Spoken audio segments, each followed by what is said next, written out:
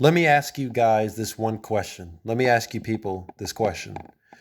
What would you call a man who has only one type of vision, and every time he opens his eyes, he sees this? A man that when he's in the room, he pretty much becomes a destroyer? The answer is a Cyclops. My name is Scott Summers, the younger brother of Alex Summers. You guys probably know him as Havoc. He's one of the current X-Men. He actually was an X-Men before he died at the hands of Apocalypse. And he has a similar X gene that I have. But as he can shoot optic beams out of his hands, I shoot it out of my eyes, like Superman. And you probably see a few parallels between me and Supes. You know, we wear similar colors, red, yellow, and blue, and we shoot lasers out of our eyes. The only difference is that I fight and he has flight.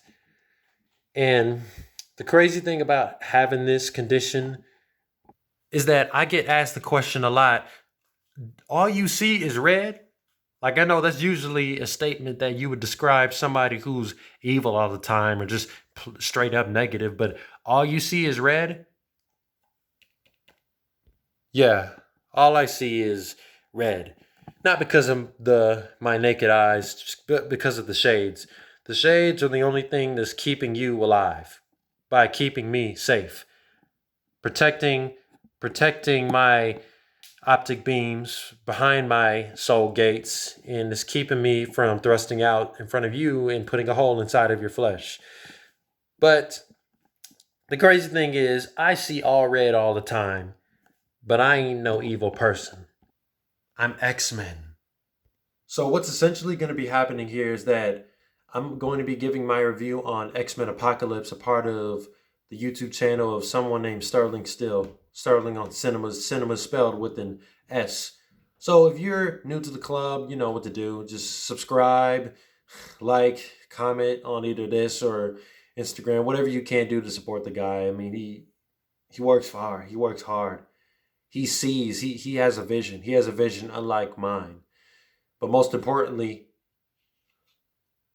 watch till the very end so you can see the truth.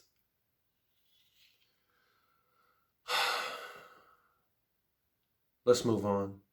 So the immortal Apocalypse was worshipped as a god since the dawn of civilization. Played by Oscar Isaac, the soon-to-be Moon Knight of the Marvel Cinematic Universe, becomes the first and most powerful mutant to ever live. Awakening after thousands of years, he recruits the disheartened Magneto and other mutants to create a new world order.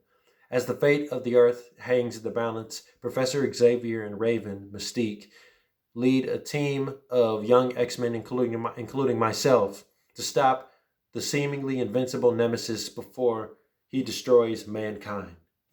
I will say, out of all of the X-Men films so far on this playlist, this is probably the most underrated first to Last Stand, making Last Stand second place in that underrated umbrella.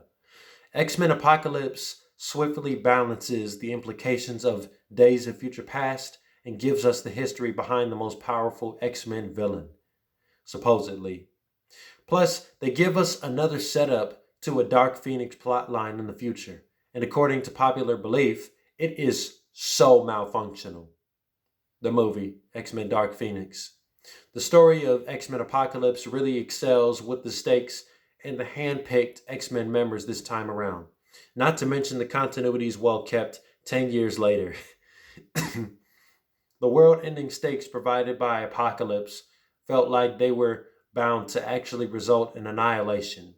It may have felt too reminiscent of this guy named Ultron from a different universe, of a different timeline. But the pursuit for power and his efforts to get what he wants and what it leads to makes the situation as a whole feel impossible, even when we know it isn't. With the conclusion of Days of Future Past discreetly coming into play here, it only serves two of the main characters well and sets the other in a cycle. The second attempt at the Phoenix Force subplot only works here as something efficient and the key to overcoming Apocalypse. So it is used more here as her greatest potential, Jean, before it is revealed to be a genetic curse. X-Men Apocalypse easily has a slightly more intriguing plot line due to its pacing and precision. Once again, the handpicked mutants for this movie are the biggest standout from Apocalypse. First, we must recap on the main X-Men from Days of Future Past during 73 to see where they are and when we first see them here. At the end of Days of Future Past, Mystique, Raven, redeems herself from being a threat hell-bent on killing Bolivar Trask, because as you all know, in the regular timeline, our timeline, my timeline, she kills Trask, and this proves all of the authorities correctly that mutants are dangerous and they're a threat. So because they stopped that, we had something different happen much in the future, but these events still played out. We're living in the past. And the same can be said for Magneto, who is quietly living in Poland after his choice to flee from supremacy and terrorism. However, the sins of his past and identity keep him being a fugitive and puts him in a time loop of confliction and grief. Professor Xavier is back to his old intelligent self after regaining his confidence back, as we see him recruiting a few of the younger versions of the prominent X-Men in the future, like myself, Scott, and Jean, someone I have eyes for. Well, someone I have a sight for. The soon-to-be members of the X-Men, Storm, Archangel, and Psylocke, all start out as the Four Horsemen of Apocalypse, along with Magneto. And this only adds excitement to the ensemble. Now, Evan Peters is Quicksilver, who is a fast mouth, I ain't gonna lie. I mean, I can't even do my homework in class because I gotta keep eyes on him. Good thing he won't be seeing these shades be taken off because I won't catch up with him. He returns with yet another boss moment in the whole X-Men series, saving everybody except my brother and the entire school. It's sad.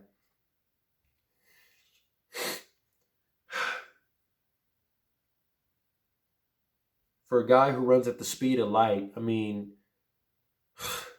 you weren't be able to catch up to my brother Alex.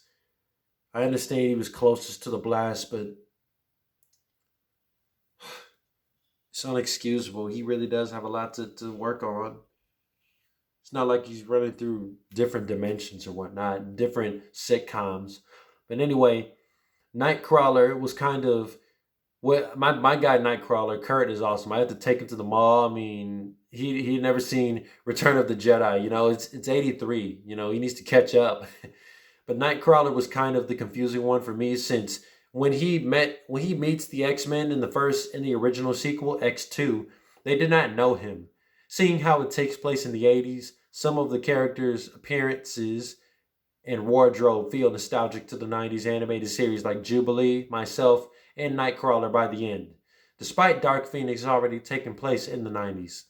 Because, you know, this is definitely my 90s attire, as you saw in the original X-Men animated series from the 90s. About 47% of all of the people over at Rotten Tomatoes give X-Men Apocalypse a recommendation.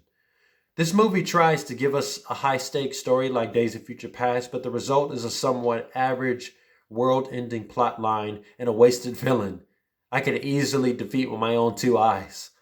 However, the younger versions of the OG mutants, including myself, we see take us back. Take everybody who saw this movie back to 2000 when we first met these characters on screen. It deserves, I say, a C plus 7.9 out of 10. But that is all I have to see and say about X-Men Apocalypse. Are you one of the many people who agree with popular belief that this movie is not as great as a lot of people think, as some people would think, or are you the opposite? Do you love it, and would you say it's an all-time comic book favorite? But you can let me know what you guys think in the comments below. We'll see you guys. Somebody else will see you guys next time in this X-Men series, and y'all have a good night.